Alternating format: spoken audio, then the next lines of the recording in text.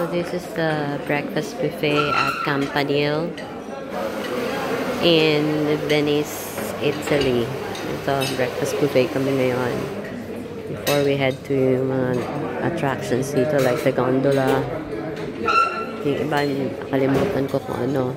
Kasi tulog ako sa bus. So nagbayad kami extra 155 euros para dun sa tour sa Venice and Rome na with ano na meals na.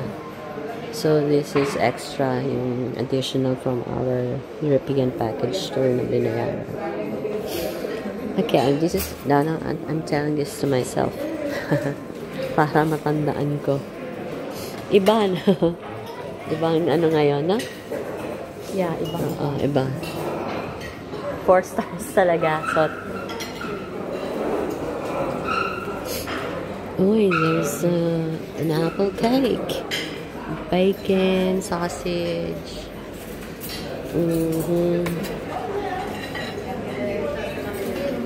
Okay, kain na ako. Hindi ko pala nakuha na naman kinain ko. Bacon, croissant. Abri ko ng croissant.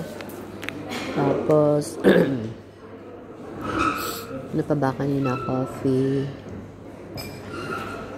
Ito, ewan ko anong tawag. Ito, apple cake. Tapos ito, maganda yung biscuit. Take home ko. Pets. Kakainin ko sa tour bus mamaya. Ayan. Tapos ito, mayo set.